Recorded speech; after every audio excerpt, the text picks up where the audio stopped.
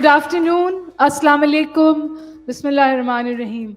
Our session is about the security matrix or the security mix of Pakistan, both internal and external. And I could not have had a better panel here to talk about issues. Panel here with me is Mr. Ikram Sehgal, Chairman Pathfinder, a security analyst, author. He has actually come up with 12 volumes of the articles he's written over the years and had the courage to have them published. So, we all write and say things, but to have the courage to stand by that is kind of hard. Ikram Sehgal Saab has done this, has strong views, and stands by them. Ikram Sehgal Saab, I'm not even going to post a question to you. So we have so many things there: strategic confusion, naivety. I want to start off with geostrategy and geoeconomics. Look at Pakistan. First of all, people do not know for 12,000 years we had the Mehergarh civilization. And then came the Indus civilization, the Gandhara civilization, down to the ultimately Islam, Hindu, Islam, whatever. So we never had a problem about roti or kapra, because this place was always khud kafil. Our problem was our geostrategic location. Every invader thought it expedient to come here, and he always thought it nice to pass through this area, whether it was the Greeks, whether it was the Mongols, whether it was the Persians, whether it was Abbasids, anybody that thought it convenient, ultimately the British, which followed, etc. But why? Today, we are part of South Asia. We are part of the Middle East. We are part of Central Asia. We have the China-Pakistan economic corridor, very much a reality, which I would like to comment, since it's a IBA-dominated panel, that your dean once said that it's a figment of imagination, right? He actually said it in IBA, that it's a figment of imagination. Then you have the North-South corridor, which is now coming through Central Asia and pass through Afghanistan and down through Chaman or Kabul, whatever. Then you have the old RCD highway, which should be known as the East-West corridor. This is an existing corridor. And then, of course, you have your linkages through Shah Bahar to the Gulf. So basically, you have 4 major corridors passing through this place. How can you have geoeconomics without geostrategy? Your geoeconomics actually depends upon geostrategy. And therefore, it is incumbent upon you to first, and I agree with him as far as the priorities of external or internal changes, but I disagree about him about them. There are certain external challenges by itself, and there are certain internal challenges by itself. But gradually, they are being blurred at many places, where the external and internal changes come together. And therefore, you have to respond to those challenges like that. For example, you cannot put cyber attacks into external challenges. Cyber attacks can take place from within the country. You cannot put, water at the moment just for internal challenges, because India can come try to stop your water. Similarly, you have a lot of other things. So, I really admired the national security policy that you worked upon. My actually objection to that was that the first thing about the national security policy or strategy should have been to describe the threat perception. Analyze the threat perception. What is the threats? Whether it's external, internal, food, water, cyber, whatever.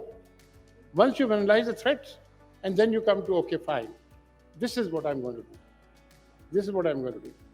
So if you look at it, if you look at it and you, look at it in a holistic manner, you have to actually understand that today Pakistan is blessed by being placed where it is. No great achievement of ours. It's a pivot state. It's a Yes. pivot state Yes. in all this area. Right? So I think we should first decide that we have a geostrategic analysis to first understand where we're going to go geoeconomically. Well, on that note, I would agree with you. I don't think there is a clear-cut distinction between geostrategic and geoeconomic, more so in today's world. So Ladakh, China, and Russia and India were actually at loggerheads with each other, but their trade volumes in 2021 have actually gone up. There is no way Europe or America can function without the supply chains of China. That is the truth. And even today, when the world is in a financial warfare with Russia, so to say, there are two questions that are being asked. One is, of course, the sustainability of the war by Russia, but the other is the sustainability of the Western world to carry on with these sanctions because it is going to hurt everyone. Having said this, coming back to Pakistan, we are a pivot state, yes. We've been drawn into conflicts, yes. We are now a part of a Belt Road initiative, yes. But today, once again, if you read the headlines of today's newspaper, they're interesting. European Union is angry with us for not shouting out to Russia and saying you're wrong, which they have not done to India, by the way. And on water, there is some collaboration happening between India and Pakistan.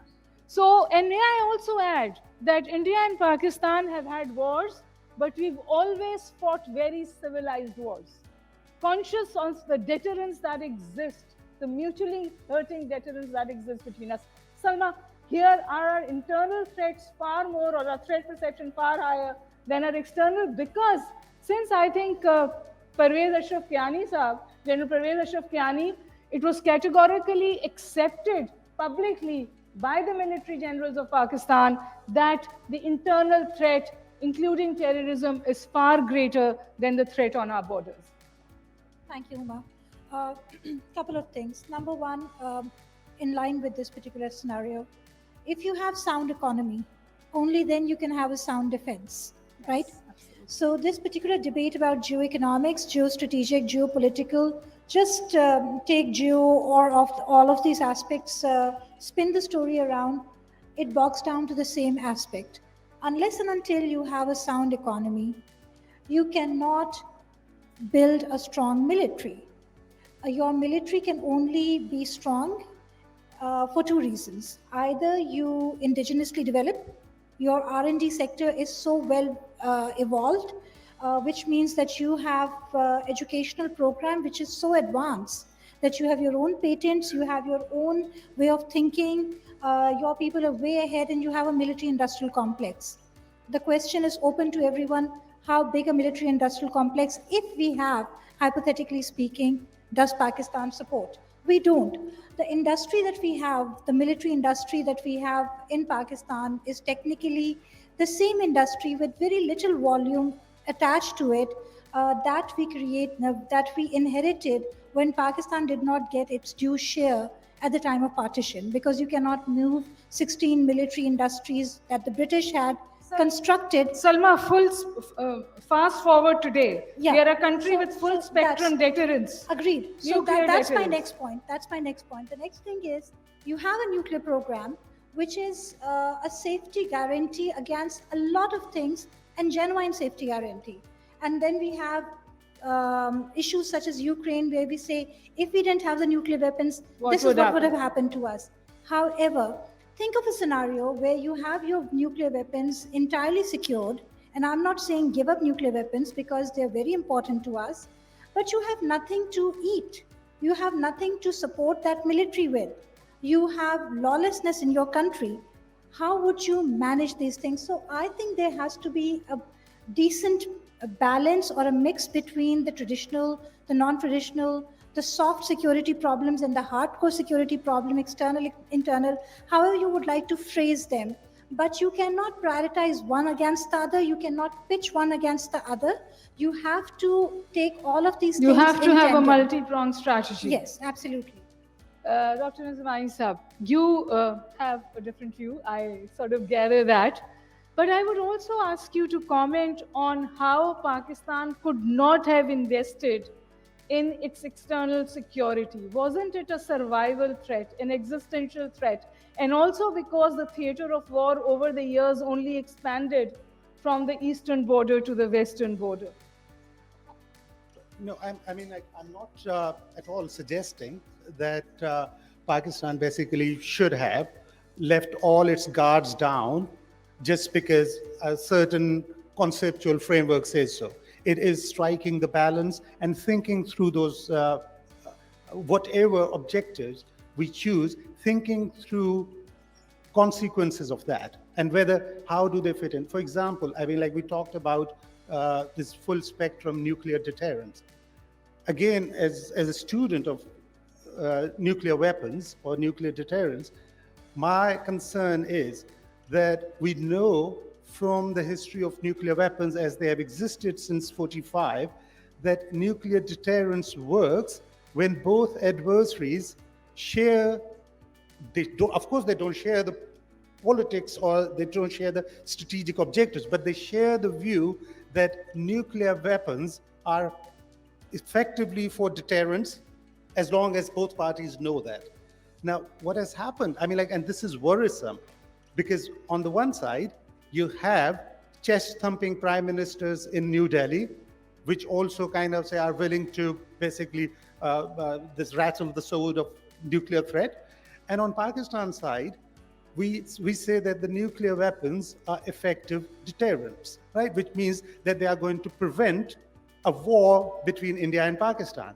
Now, the Indian strategic thinking, basically after acquiring nuclear weapons, when both these countries have gone nuclear, Indian strategic thinking is that a limited war is possible between India and Pakistan under nuclear umbrella.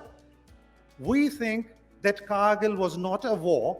Indians think that it was a war. So the thing is that, again, there is mismatch of understanding how India and Pakistan are going to conduct their relations under nuclear umbrella, and pure in about whether these are going to be effective deterrents or we are going to kind of say have these, border skirmishes, which, we know that there's no foolproof way of saying that they will not escalate either through deliberation or through accident. So it's so like I said earlier, the deterrence in our case has worked, and there is a conviction after what has happened in Ukraine. In fact, there's the people are actually, they're saying thank God for that. But Dr. Salma, you wanted to make a comment, and then I'll come to Dr. Thank you so much. Ikram Sehgal. Unlike Haider, who has written a huge, thick volume on nuclear politics, I have no such things to be proud of. But one thing I would say, the point that you earlier said that India-Pakistan wars have been very neat and kind of a civilized textbook wars, especially when it comes to demining after 65, 71 and all of those things. But the very fact is that they are too close for comfort, right? Both are right next door to each other. The areas which have been the classic ground zeros of the battleground are the ones which are also the bread baskets for both the countries. So they have to be very civilized once they de-escalate. One aspect. The second aspect, the point that Haider has raised here, is a very important point about the chest thumping and the limited war scenario. In the classic nuclear deterrence literature, this possibility of limited war has always been part and parcel of this deterrence aspect, right? So even the oldies who wrote the textbook or the 101s of nuclear deterrence, they said that whatever deterrence you create, this possibility of adventurism under the nuclear shadow would always remain high. Plus the fact that, add to this the point that Haider has said, which is very, very important and critical, when you have emotive, chest-thumping ideologues, that makes this possibility of limited war actually much more dangerous and unpredictable. So that But is you the know, main danger. if I may take the discussion forward, I'd you like to see, make a comment. you want to make a comment? Yes. Okay, after that, I'll pose the question. The thing about Ukraine, when Ukraine got its independence from the Soviet Union, one of the things they signed was that we will not be a nuclear power, and they gave up all the nuclear weapons, right? And today, they're suffering the consequences of it, right? And I think people have a short memory. It's just like, and NATO was telling them, okay, fine. It's just like two people walking down a road, and somebody comes up, a bigger person, and said, pushes this thing, and one person picks up a fight with that person, and once the fight is going on, he says, "Are you going to fight me?" He said, "No, this guy will." NATO. So this is what NATO did to Ukraine. Yes, absolutely. They egged them on, and when the time came to fight, they were not there. And it's a lot Right. of lip service And, also. and it has happened to us. Twice. No, Brilliant. it just happened. It happened to us in 1965 when we were members of CA2 and CENTO, when they were supposed to come to our help. And they said it was only No, communists. and then they said they stopped our weapons. It happened to us 1971 when we expected the 7th Fleet to help in East Pakistan. और दूसरी बात कि देखिए ये आपको the best deterrent is your own. And the only reason we have not gone to war with India up till now because of the fact that we have a nuclear deterrent. All right, but let's move the discussion forward. Rationality should prevail. Sanity should prevail. And if you're talking about internal security, South Asia is one of the least integrated regions in the world, with the potential of having so much more. And despite our full spectrum deterrence, despite the chest thumping prime minister next door, Pakistan recently is categorically said that we want functional relations with all our neighbors, including India. So despite the problems, the dialogue is still on the table.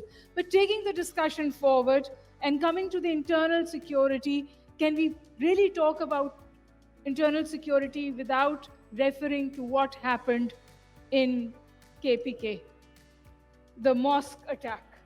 60 people have died and scores are injured. And people are trying to turn it into a sectarian construct by saying that a Shia mosque was attacked. This is also a threat to our solidarity and security. Dr. Salma, sitting right here, lost 6 people she knows in that one blast.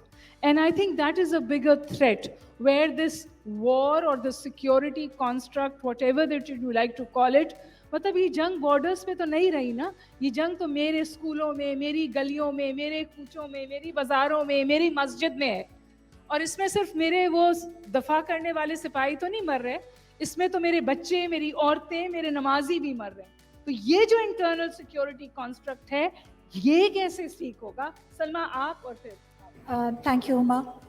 देखिए, बात ये है कि जब war on terror चल रही थी और पाकिस्तान की मिलिट्री बहुत ज़्यादा इन्वॉल्व थी मसाइल को हल करने में, तो एक टाइम ऐसा आया कि पाकिस्तान एयरफोर्स के लिए ये प्रॉब्लम हो गई कि जहाँ टेररिस्ट हाइड आउट्स को उन्होंने स्ट्राइक करना था, वहाँ सिविलियन पॉपुलेशन थी and they became the bad boys of the picture. जहाँ मिलिट्री जाती थी वो कहते थे ये हमारे ही लोगों को मार रहे हैं. मिलिट्री में भी एक क्राइसिस ऑफ कॉन्फिडेंस आ रहा था कि I mean the grey lines are so blurred.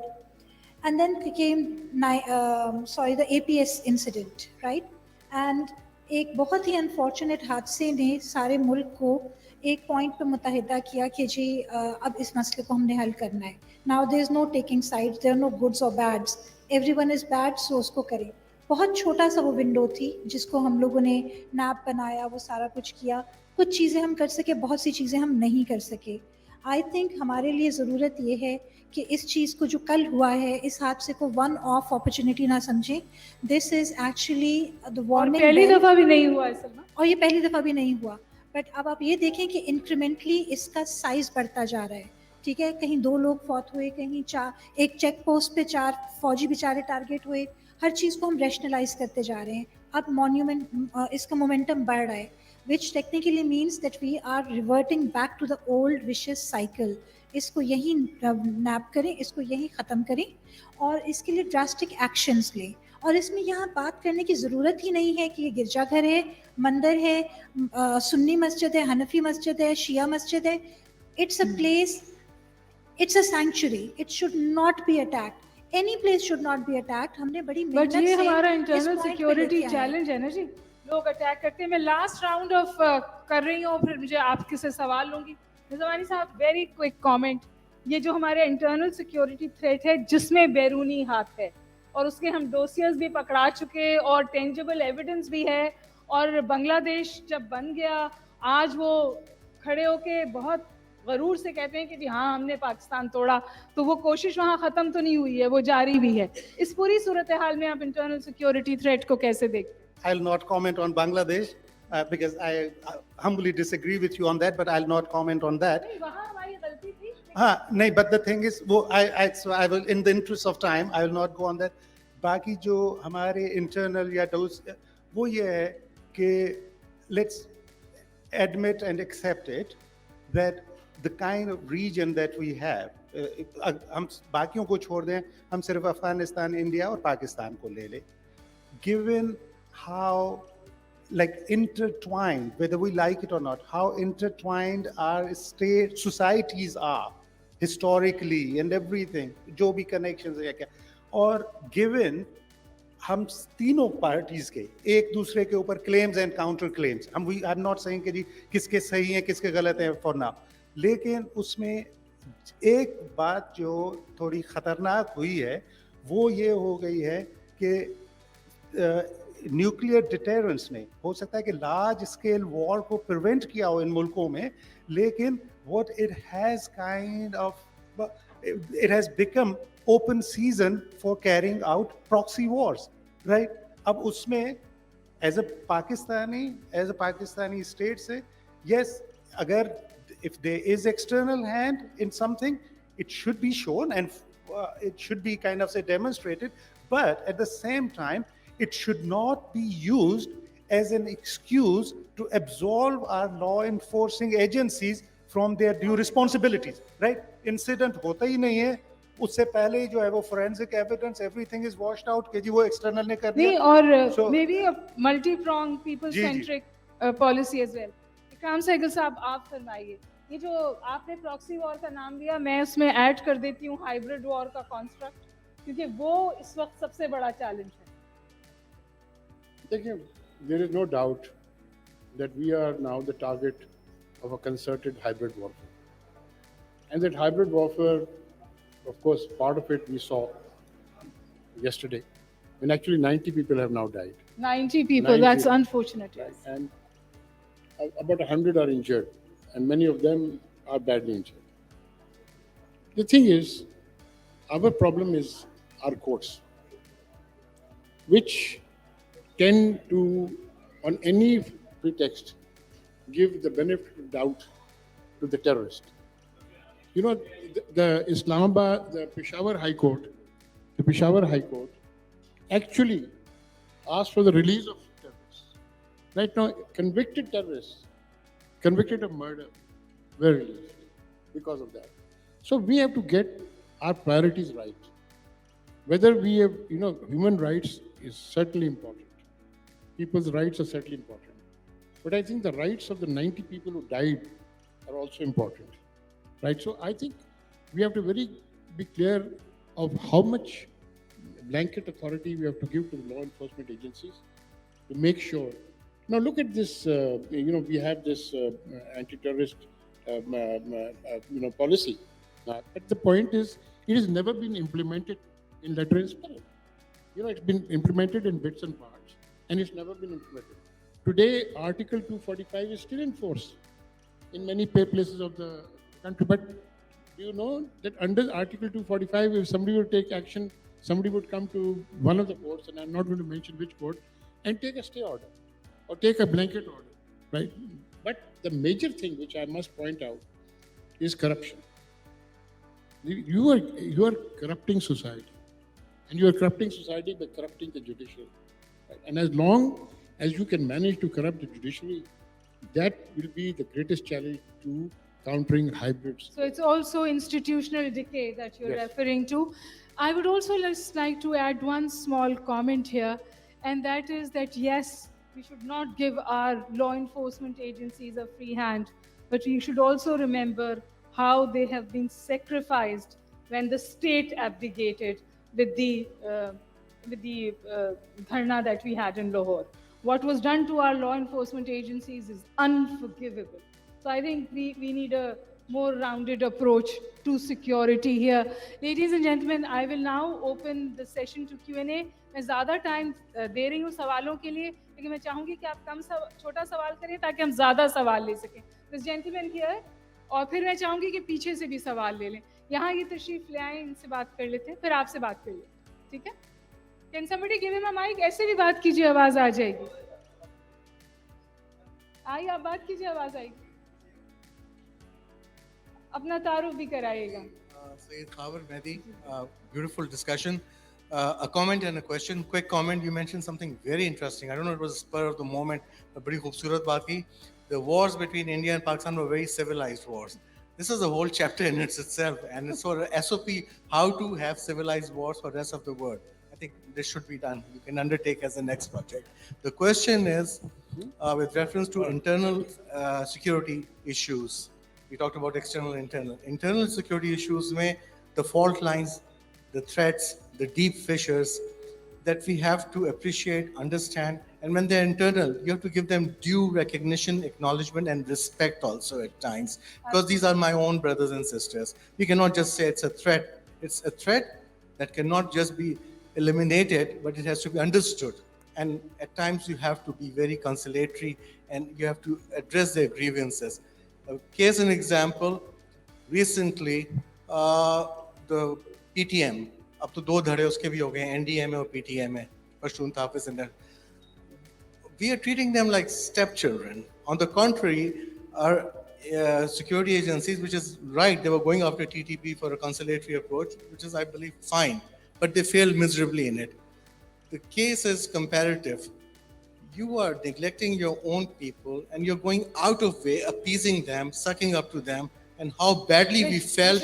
And I'm glad comment well taken. Would anybody want to make a comment on that? I think there's agreement on that actually. Or would you like to say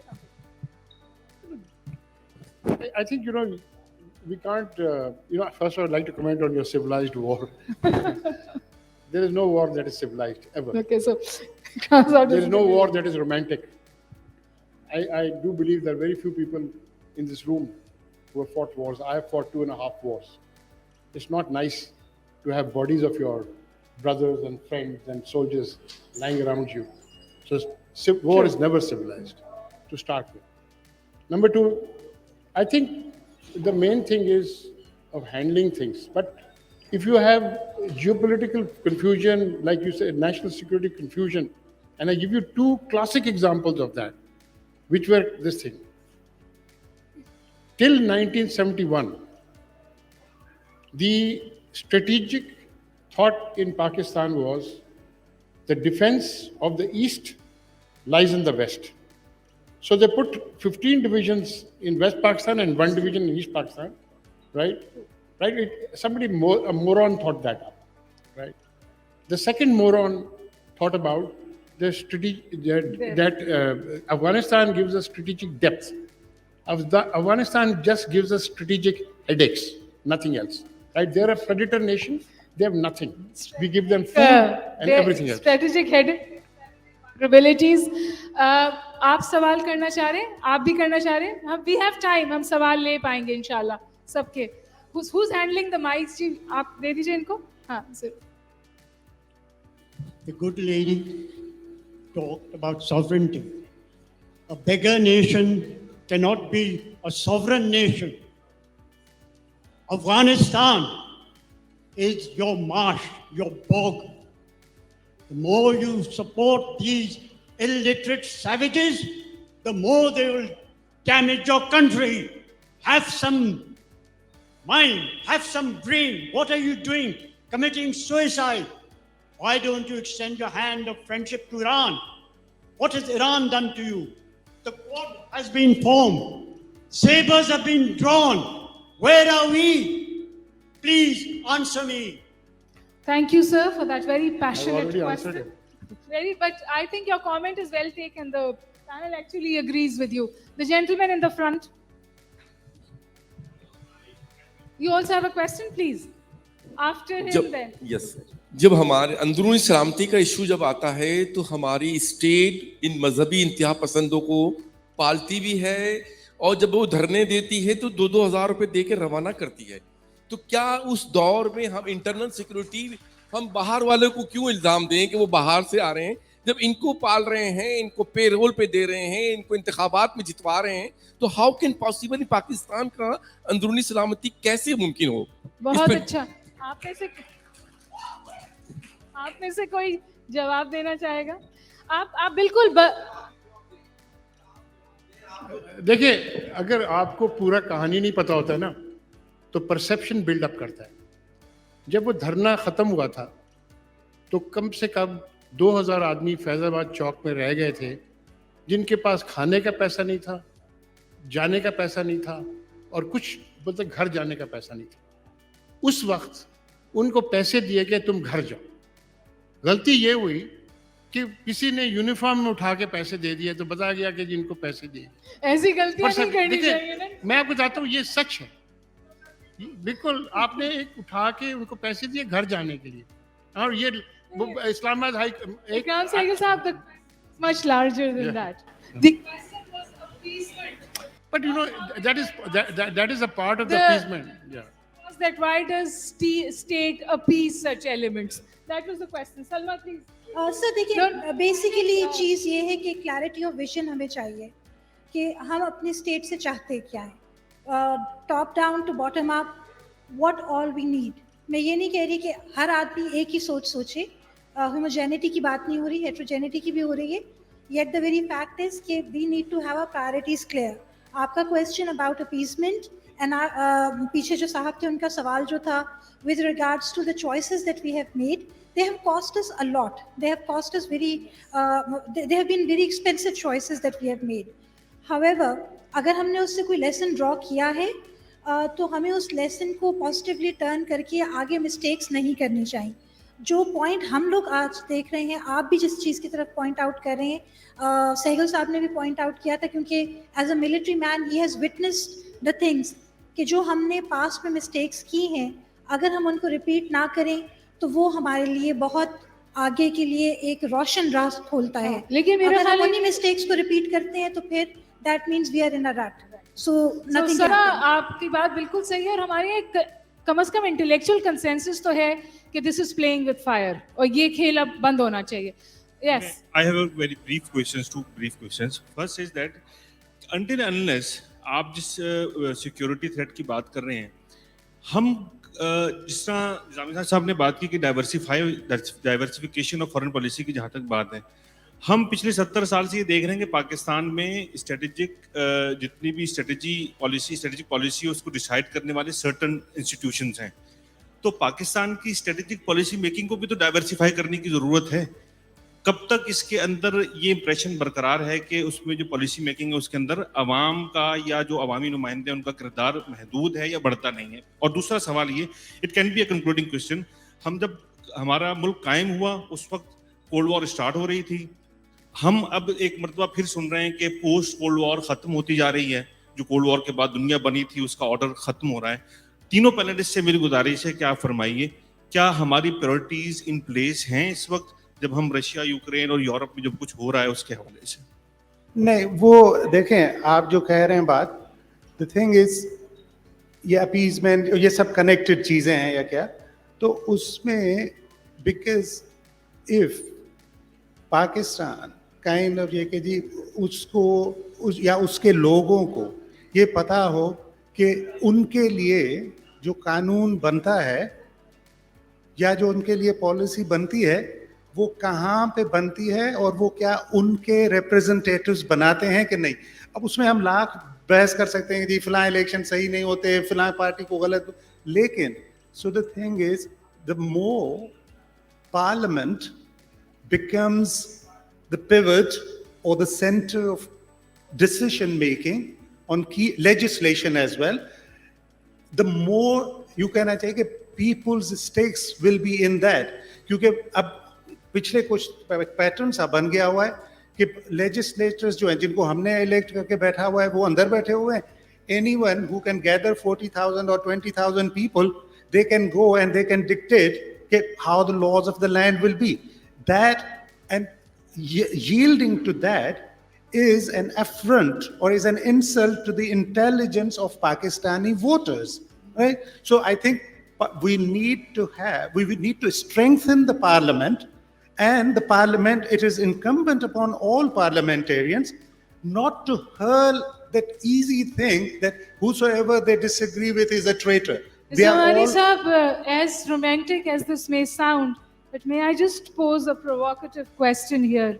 Where in the world foreign policy is decided by the people or even by the parliaments? What is manufacturing of consent? What is invasion of Iraq? What is invasion of Libya? What is the exit from Afghanistan? yeah, well, one is not saying that there is a Puritan country where every policy is made by, say, parliamentarians but at the end of the day, some of these countries that kind of we cited, it is the buck stops at whosoever the chief executive is, right? It is not American president. He cannot wiggle out of it saying, he or she will have to take up the responsibility. That may be how consent is manufactured. But having said this, we have some questions. I just wanted to make an observation. Ikram साहब ने बहुत बेहतरीन तरीके से बताया कि वह Pakistan sits at the crossroads of the geopolitics of the world, where all the major powers have interest out there. Ever since Pakistan's creation, United States invited Pakistan as an ally of the West, and we stuck with that till the end of the Cold War. After the Cold War, United States then switched its alliance or its interest more towards India. Pakistan then started strengthening its relationship with China. The only point I want to make out here, all the large powers, including Russia, China, and the United States, because the Middle East, the oil is right here on the other side. We can probably see it, you know what the Middle East is. Inka interest ek hi hai. They need Pakistan's geopolitical strategic location control of that and the military of Pakistan. They are not interested in the great judiciary of Pakistan or the great journalism of Pakistan, with due respect to them. These are the only two interests, and this will continue for the next 50 to 100 years. I can guarantee that.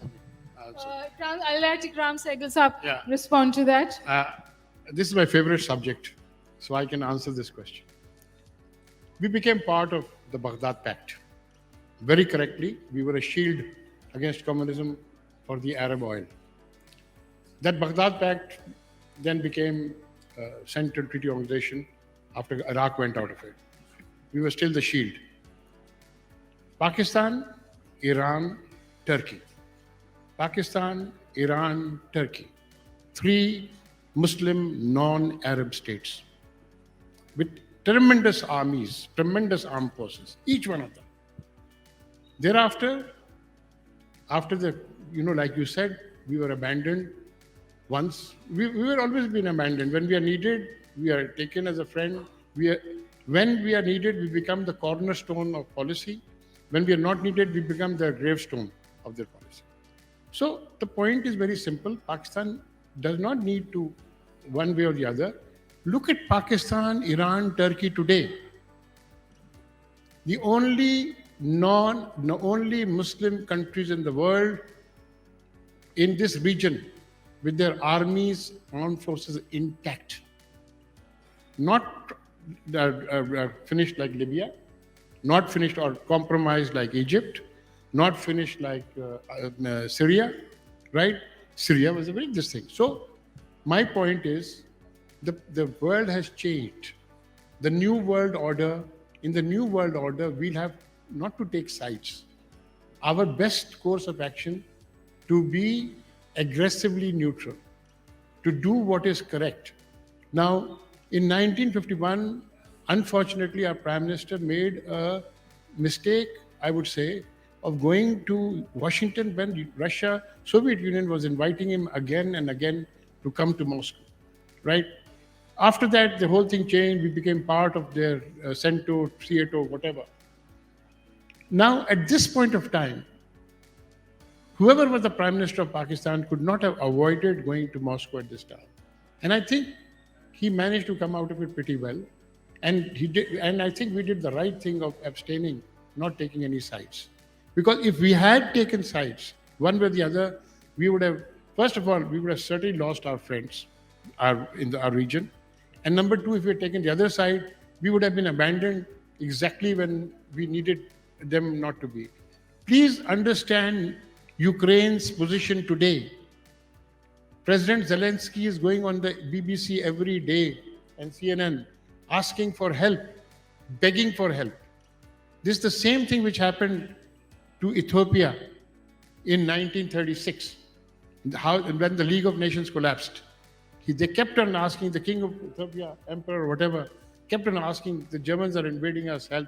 Nobody helped them, right? So this is the point is, you are your best guarantee for existence.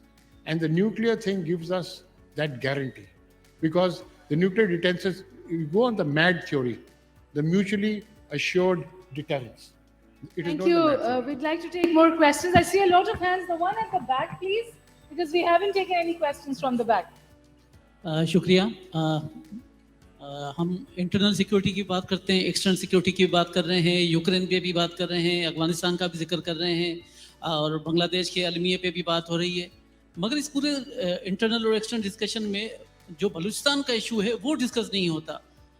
हमें ये भी नज़र आता है कि कोई पैदल मार्च जा रहा है तुर्बत से कोयटा तक, कोई इस्लामाबाद में पिट रहा है, कोई लाहौर में पिट रहा है, मगर पूरा डिस्कशन डिबेट में ये कहीं जिक्र नहीं आता। तो ये क्या हमारा जो डिबेट डिस्कशन इसके काबिल नहीं है या हम समझते नहीं हैं? नहीं, आपने मिस किया, क्योंकि मैंने डायरेक्ट सवाल बलूचिस्तान के हवाले से डॉक्टर निज़ामानी से किया था और हम दोबारा उसका जवाब ले सकते हैं। मेरा ख्याल है कि बलूचिस्तान की अहमियत के हवाले से कोई शक व शुबहात इसलिए नहीं है क्योंकि ये मुल्क की जो ज्योग्राफी है वो बलूचिस्तान की वजह से है।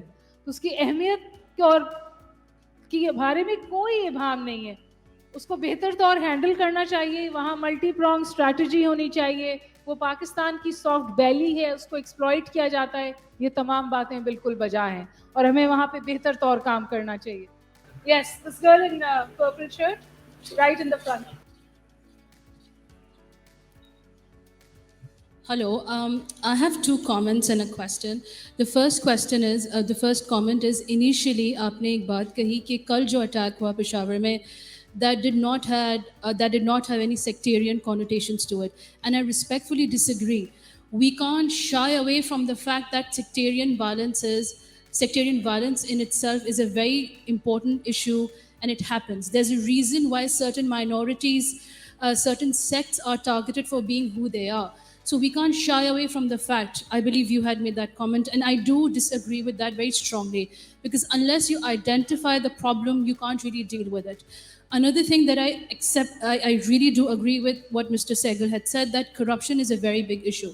And so then you've got people in the judiciary who then author judgments saying that jo Faizabad mein hua tha, that was an intelligence failure. And then that justice of the Supreme Court is then personally targeted. So, you do have impartiality, and there may be another story to it, but optics do matter. So, you do have members who are trying to make a difference, but then they're also targeted. So where do we stand vis-a-vis that? And the question that I have is that all the discussions that we've had are very orthodox in terms of security. What about cybersecurity? Is that something that Pakistan is working with? Do we have a policy regarding that? Thank you. Okay, I will respond to questions that are directed to me. When I said should not give it a sectarian color, my thrust was that it's not about Shia, Sunni, and sectarianism, by the way, is a fault line that is exploited, and then that becomes a threat to security. But I think if it's even an Ahmadi mosque attacked in my country, then even then the state is responsible and should provide protection, because all of us are citizens of this country and diversity, inclusivity, belonging. This title of this session today demands that they should be addressed. If you identify, people do this to exploit this fault line. People come and fish in troubled waters.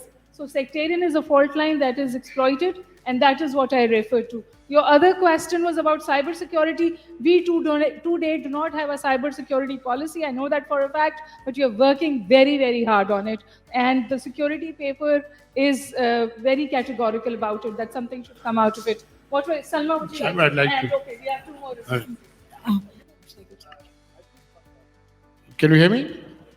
I think Pakistan, I'll give you two examples in Karachi of false flag operations. One was the attack on the facilities in Farah Faisal, the PF base. The other was the attack on the Karachi airport. Do you know not one of the people who died there was Pakistani? Not one of them. They were all mercenaries recruited from outside. False flag operations. They were done for a purpose. Now I tell you about the operation in Faisal base. The people got in from the northern end of the base. They walked past 35 aircraft, multi-million-dollar aircraft.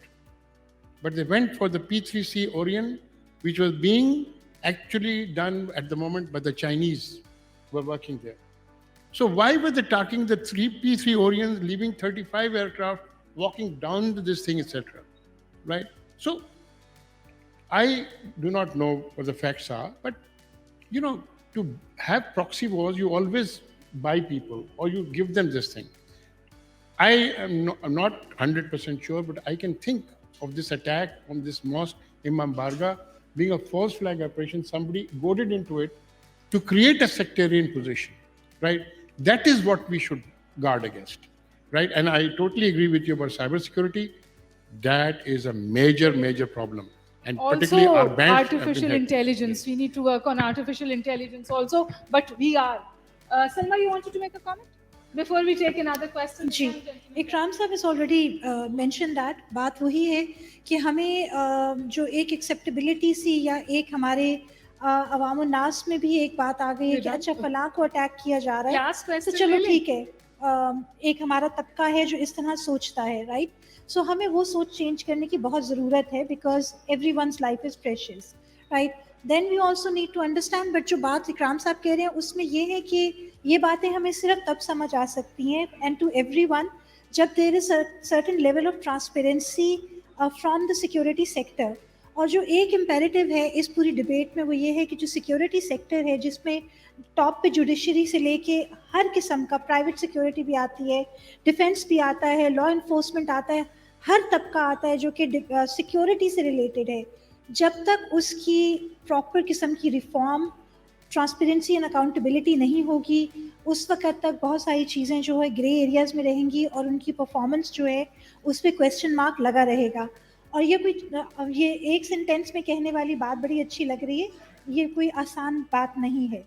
Police के अंदर से भी reforms की कोशिश की गई है, बाहर से भी की गई है, इनर्शिया है, इंस्टीट्यूशंस की रेजिस्टेंस है, एक्सटर्नल रेजिस्टेंस है, तो ये बहुत सारी चीज़ें हैं जो हमको रोकती हैं. जहाँ तक आर्टिफिशियल इंटेलिजेंस, साइबर सिक्योरिटी की बात आई, फ़ौरन से पहले एज ऑफ यस्टरडे हमें ये चीज़ें करने की ज़रूरत है, because Pakistan is one of the most vulnerable state. हम लोग ये बातों में कह देते हैं कि जी फलां डॉक्यूमेंट खुल गए एंड EU की डिसइंफॉर्मेशन लैब का डिस्क्लोजर हो गया. What have we done about it? We can't do much about it because हमारे पास वो टूल्स एंड टूल किट ही नहीं है जिससे हम इसको एड्रेस करें या काउंटर करें. So that's the point. Front that we need to sort of work on. I would like to take as many questions as you want, but I'm being told that Salma has a session upstairs. So thank you so much for being so patient, and I thank you all.